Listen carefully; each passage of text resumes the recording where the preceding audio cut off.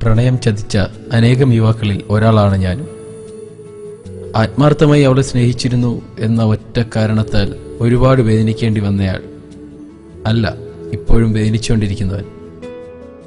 ഒരുപാട് നാളുകൾക്കിപ്പുറം ഇന്നലെ അവൾ വീണ്ടും വിളിച്ചിരുന്നു. വരുന്ന 31-ാം തീയതിയാ അവളുടെ കല്യാണം. അതിനു മുൻപ് അവൾക്ക് എന്നെ ഒന്ന് കാണണമെന്ന്. എനിക്കറിയില്ല അവൾക്ക് എങ്ങനെ മാറാൻ സാധിക്കുന്നുവെന്ന്. എൻ്റെ മനസ്സും അതുപോലെ കടുപ്പമേറിയതാക്കി തരണേ എന്നാണ് എൻ്റെ പ്രാർത്ഥന. നഷ്ടപ്പെടുന്നതൊന്നും തിരിച്ചു കിട്ടില്ല എന്നറിയാമായിരുന്നിട്ടും ഉള്ളിലൊരു പ്രതീക്ഷയുണ്ട്, അവൾക്ക് എന്നെ വിട്ടു പോകാൻ കഴിയില്ല എന്ന്. ഇതുവരെ കൊടുക്കാൻ കഴിയാത്ത, ജീവിതത്തിൽ ഒരിക്കലും മറക്കാൻ കഴിയാത്തൊരു കല്യാണ സമ്മാനം കൊടുത്ത് അനുഗ്രഹത്തോടെ അവളെ എനിക്ക് യാത്രയാക്കണം. അതിനായാണ് ഞാനിപ്പോൾ കാത്തിരിക്കുന്നത്.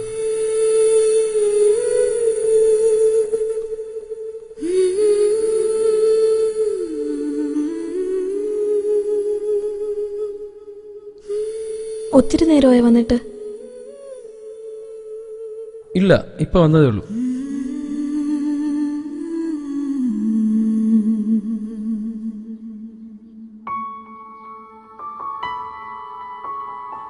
ഒരുപാട് ശ്രമിച്ചു നോക്കി, പക്ഷെ പിടിച്ചു നിൽക്കാൻ കഴിഞ്ഞില്ല. എനിക്ക് വാക്കുന്നായിരുന്നില്ലേ? ആയിരുന്നു, പക്ഷെ ഇന്ന് എനിക്ക് ഇങ്ങനെ നിൽക്കാനേ പറ്റുന്നുള്ളൂ. പ്ലീസ് ഒന്ന് മനസ്സിലാക്ക്.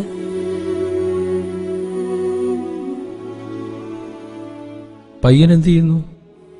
സോഫ്റ്റ്വെയർ എഞ്ചിനീയറാ, UK-യിൽ. കണ്ടിരുന്നോ? ഉവ്വ്. ഇഷ്ടപ്പെട്ടോ? ഉവ്വ്. മാരേജ് കഴിഞ്ഞ് ഫസ്റ്റ് വീക്ക് ഞാനും പോവാ UK-യിലേക്ക്. സോ ഇത് നമ്മുടെ ലാസ്റ്റ് മീറ്റിംഗ് ആയിരിക്കും.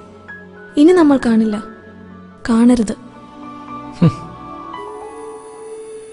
എല്ലാം മറക്കാൻ ശ്രമിക്കണം, വിഷമിക്കരുത്. എന്നേക്കാൾ നല്ലൊരു പെൺകുട്ടി ഇയാളുടെ ജീവിതത്തിലും വരും. നന്നായി ജീവിക്കണം. ഞാനും പ്രാർത്ഥിക്കാം അതിനു വേണ്ടി.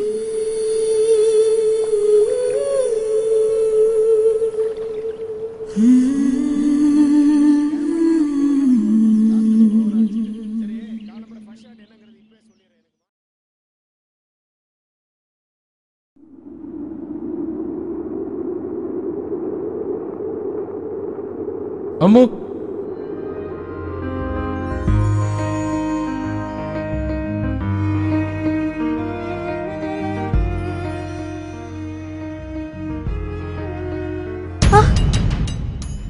ഇനി മേലാൽ ഇങ്ങനെ ആരും തേക്കരുത്.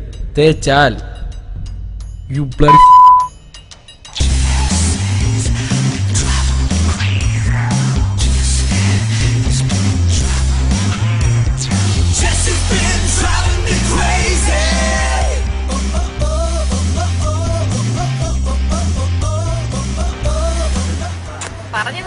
ഇനി മേലാൽ ഇതുപോലെ ആരും തേക്കരുത്. തേച്ചാൽ നടപ്പനെ കാണി.